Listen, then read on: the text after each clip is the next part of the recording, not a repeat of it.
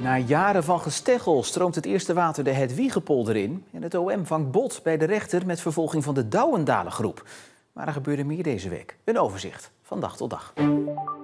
Nieuwe politieke partijen die snel groeien zijn vaak een recept voor ongelukken. Op 15 maart volgend jaar gaat de Boer-Burgerbeweging het voor het eerst proberen op provinciaal niveau. Hoe zorgen zij dat ze niet in dezelfde valkuilen trappen? Zo ging het er 4 jaar geleden aan toe. Forum voor Democratie deed als nieuwe partij mee, maar trad voorafgaand aan de verkiezingen niet naar buiten. Uiteindelijk viel die partij uiteen en zijn van de 5 nu nog slechts 2 zetels over. De BBB wil zo'n debakel koste wat kost voorkomen. Daarom is er in de afgelopen 2 jaar naar eigen zeggen hard en grondig gewerkt. Het is niet zomaar dat we over 1 nacht ijs gaan. De kandidaten die we nu op onze lijst hebben, die zijn echt goed voorbereid en zijn ook goed gescreend. En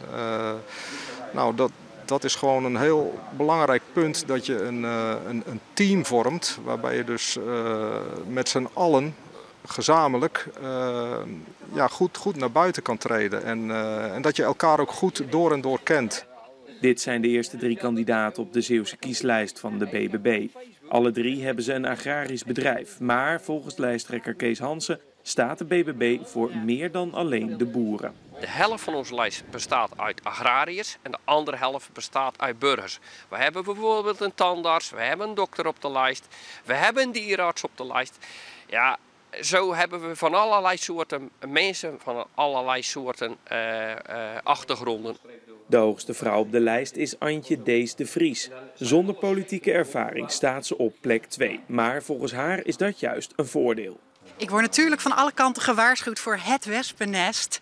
En daar ben ik natuurlijk van bewust dat dat er ook echt zo is. Maar ik heb gewoon vertrouwen in de mensen. En ik denk dat je het ook gewoon heel erg samen moet doen met elkaar. En wat brengt u mee? Nuchterheid, logisch nadenken, gewoon denken wat wil de burger, wat wil de kiezer. En dat verwoorden naar de staten. Of het de partij gaat lukken om de rust in de partij te bewaren, moet de komende tijd gaan blijken, zegt politiek verslaggever Heiko Strietman. Het landelijk partijbestuur heeft er in de afgelopen jaren alles aan gedaan om alles zo goed mogelijk te stroomlijnen, tot bijna het krampachtige na, zou ik bijna zeggen. En nu zullen ze dat los moeten gaan laten en dan zal blijken of het gaat werken. Kunnen ze het samen redden? Zitten ze nog op die ene lijn waar ze op dachten te zitten? Ja, dat zal pas blijken als je eenmaal in die politieke arena gekozen bent en met elkaar daar zit. Sinds 2005 wordt er over gesproken. Of werd er over geruzied en gesteggeld. Het onder water zetten van de Hedwige- en Prosperpolder. Deze week, 17 jaar later, was het zover. Dat het water één deze dagen de polder in zou stromen was bekend, alleen niet precies wanneer. Dat bleek dinsdag aan het einde van de middag te zijn, toen het eerste Westerscheldewater bij hoogwater voorzichtig zijn weg zocht in de polder. Aan de ontpoldering is een lange strijd vooraf gegaan, waarin Den Haag lang twijfelde, verschillende tegenstrijdige besluiten nam en tevergeefs naar alternatieven zocht. En nu het zover is dat voor de ene bevrijding en voor de ander een nachtmerrie. Het is een uitermate triest verhaal dat we dat nu hier moeten meemaken na een jarenlange strijd. Ongeveer zo'n 20 jaar zijn we bezig geweest, de Levende Delta en de Red Onze Polders. En uiteraard ook de eigenaar van de Hedwige om dit te voorkomen. En ja, helaas is het eerste water de polder ingestroomd. Protesten, rechtszaken, nog meer protesten, nog meer rechtszaken. En dan uiteindelijk dit als resultaat. Hoe zet je je hier overheen? Ja, dat is heel moeilijk. Dat moeten we accepteren. Het is wel zo dat wij verwachten dat er nog meer van dergelijke zaken zullen komen. Dus daar gaan we ons weer voor wapenen. Want ik ben hier ook naartoe gekomen, niet om hiervan te genieten, maar om nog een keer het verhaal te laten horen dat we moordjes tegen zijn en dat het echt een bloody shame is. Echt de blunder van de eeuw om dit water hier in deze polder te laten stromen. Donderdag was er nog een officieel moment waarbij het laatste deel van de dijk werd afgegraven. Daar waren overigens geen provinciebestuurders bij aanwezig vanwege de gevoeligheid van het Hedwige-dossier bij veel Zeeuwen.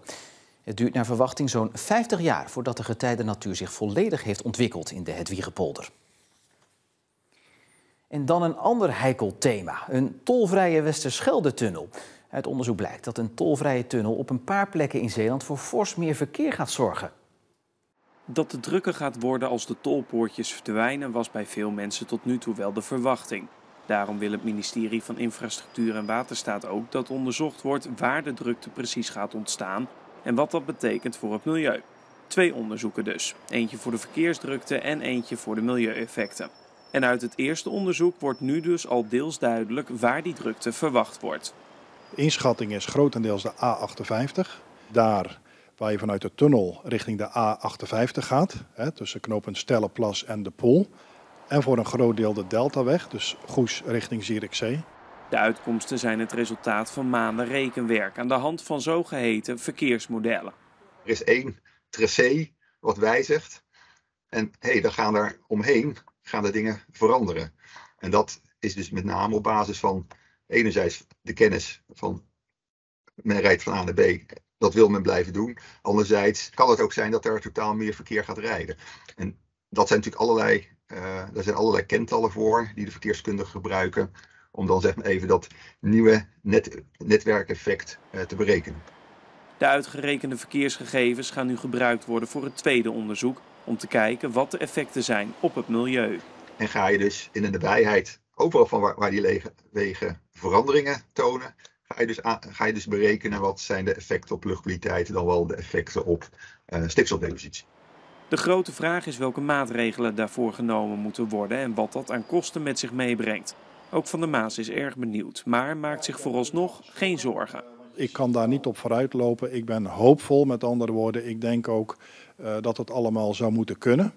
Maar nogmaals, daarom laten we ook een onderzoek doen. Omdat het niet gaat om wat ik vind, maar het moet objectief vanuit het onderzoek naar voren komen. En die conclusies worden eind dit jaar verwacht. Aan de rand van Middelburg is dinsdag een dode man in het water gevonden. Het gaat om een 49-jarige Middelburger die sinds maandagavond werd vermist. De man was in hardloopkleding voor het laatst gezien in de wijk Veerse Poort. Dinsdagmorgen werd gezocht met een politiehelikopter, totdat er een melding kwam dat iemand een persoon in een sloot zag liggen, vlakbij de Visserstunnel onder de N57. De politie laat weten dat er geen misdrijf in het spel is. Je dure en vervuilende auto delen met velen. Een mooie gedachte, maar in de praktijk blijkt het toch niet altijd te werken. De projecten om deelauto's te introduceren in Zeeland zijn tot nu toe niet echt goed gelukt. Nu een nieuwe poging door een commercieel bedrijf. Dit is Marga Haas uit Middelburg. Ze heeft geen eigen auto, maar maakt met een aantal andere inwoners gebruik van een deelauto. Wij hebben een keer goed nagedacht en gekeken naar ons autogebruik. En we kwamen tot de conclusie dat wij 5.000 of 7.000 kilometers per jaar privé reden met de auto. En wij vonden dat eigenlijk niet de moeite waard om een eigen auto te hebben. En toen hebben we hem weggedaan. Er zijn overigens in Zeeland nog niet zoveel mensen die gebruik maken van een deelauto. Daarom heeft de Stichting Duurzame Mobiliteit Zeeland in de afgelopen 4 jaar geprobeerd om het concept wat meer bekendheid te geven. Wij vinden dat we dat gerealiseerd hebben, dat dat het waard geweest is, want het kan nu commercieel worden uitgerold. En dat kon 4 jaar geleden niet. Hadden we dit initiatief niet gehad, dan is het nog maar de vraag of een commerciële partij er nu in zou willen stappen. Maar dat is inmiddels gelukt. Het bedrijf Onze Auto heeft het stokje overgenomen van de stichting en rolt het concept verder uit over Zeeland. Eerst stap voor stap, dat is overnemen van SDMZ.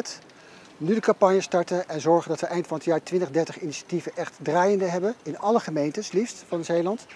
En op lange termijn, dan delen wij de ambities van de provincie zelf om te werken naar een soort ecosysteem. Een ecosysteem waarin mensen mobiliteit met elkaar delen. Omdat het duurzamer is, omdat het goedkoper is, omdat je veel minder plaats nodig hebt om die dingen neer te zetten. Dat is ons doel feitelijk. Haas is in ieder geval erg enthousiast over het concept, want een deelauto heeft volgens haar veel voordelen. Allereerst, je rijdt in fantastische auto's. Veel nieuwer en veel beter voor het milieu dan ik zelf kan betalen. Dit zijn elektrische auto's met 450 kilometer op de teller. Dat geeft een waanzinnig goed gevoel dat je zonder uitstoot het land doorkruist zoals het moet. Daarnaast scheelt het ontzettend in de kosten. En samen een auto hebben, dat is gewoon grappig. Naast alle voordelen kleeft er volgens Haas ook een aantal nadelen aan het delen van een auto. Het is gedoe. Je moet altijd even voordat je moet goed nadenken over wat je wil, hoe lang je de auto nodig hebt en zo. En je moet natuurlijk altijd een reservering maken. Ja, met altijd de spanning van zal ik niet misgrijpen. Je moet op je fietsje naar de auto toe en dan, dus het is een beweging extra. Nou ja, dat heb ik er graag voor over. Maar ondanks het gedoe zijn ze het er alle 3 over eens dat een deelauto toekomst heeft, ook in Zeeland. Kijk, er zijn natuurlijk mensen die auto nodig hebben voor hun werk of die heel veel kilometers maken. Ja, dan begrijp ik best dat je er niet zonder wil. Maar ik denk dat het voor veel mensen eigenlijk een hele goede oplossing is. We hebben gebruikers tot 10, 15, sommige 20.000 kilometer die met heel veel plezier die auto's gebruiken. Het ligt aan het soort gebruik wat je hebt. En als je heel intensief een auto gebruikt, dan is deelauto niet de oplossing. Maar als je hem incidenteel gebruikt, nou, dan hoef je geen auto in eigendom te hebben. En dan is een deelauto een goed alternatief. Dag hè. Hoi hoi.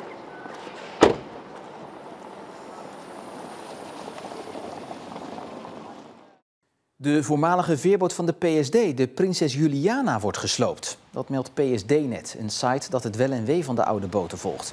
Na de opening van de Westerschelde-tunnel vertrokken de veerboten naar Italië. Maar de Juliana werd daar, in tegenstelling tot de andere PSD-schepen, nauwelijks gebruikt en heeft jarenlang weg liggen roesten aan de kade. Binnenkort wordt de veerboot naar een strand in Turkije gesleept om daar te worden gesloopt. Volgens het Openbaar Ministerie hielden ze zich bezig met het plegen van overvallen, winkeldiefstallen, inbraken, het dealen van drugs en bedreigingen. De Douwendalengroep. Maar de rechter maakte donderdag gehakt van het bewijs. Het onderzoek duurde bijna 1,5 jaar. Juist omdat de politie er zeker van wilde zijn dat er sprake was van een verband tussen alle incidenten. Tijdens het onderzoek werden ook telefoongesprekken afgeluisterd. Voor het OM waren die gesprekken een belangrijk deel van het bewijs. Maar het bewijs kon de rechter dus niet overtuigen, omdat ergens over praten niet strafbaar is. Zo hadden de verdachten het onder andere over het aanpakken van verraders. Maar volgens de rechter is er geen bewijs dat iemand ooit iets is overkomen. Ook zou er geen bewijs zijn dat de verdachten structureel samen misdrijven zouden plegen. Tijdens de zitting, 2 weken geleden, zei het OM nog dat straffen niet het belangrijkste doel van de rechtszaak was, maar het doorbreken van de machtsstructuren wel. En daarin lijkt het OM te zijn geslaagd, vertelt verslaggever Nadia Berkelder. De verdachten hebben natuurlijk lange tijd vastgezeten in voorarrest. En sommigen zitten nu nog vast. Eén persoon wordt bijvoorbeeld gedwongen behandeld. En de belangrijkste verdachten hebben ook gezegd dat ze eigenlijk nooit meer terug willen naar Middelburg. Dus die zijn nu ook gewoon de wijk uit. Dus dat is inderdaad min of meer gelukt. Of het OM in hoger beroep gaat tegen de uitspraak is nog niet bekend. Iedereen merkt de gevolgen van de sterk gestegen energieprijzen. En dat is bij zwembaden niet anders, bij wie de energierekening tot 5 keer zo hoog ligt in vergelijking met vorig jaar. Om toch open te kunnen blijven, zonder een dreigend faillissement, zijn maatregelen onvermijdelijk. En daar horen ook duurdere entreetickets bij. Het zwemwater een graadje kouder en het liefste wat korter douchen. Het Vrijburgbad in Vlissingen doet er alles aan om de hoge energiekosten zo laag mogelijk te houden. De gevolgen van de energieprijzen is enorm. Het Vrijburgbad heeft 3 miljoen liter water wat we op temperatuur behoren te houden. De energieprijzen zijn op dit moment met factor 5 vermenigvuldigd. Het zwembad kan dan ook niet anders dan maatregelen nemen. Wij hebben de temperatuur van het zwembad, dat voel je, een graadje kouder gezet. De douches een klein graadje kouder gezet.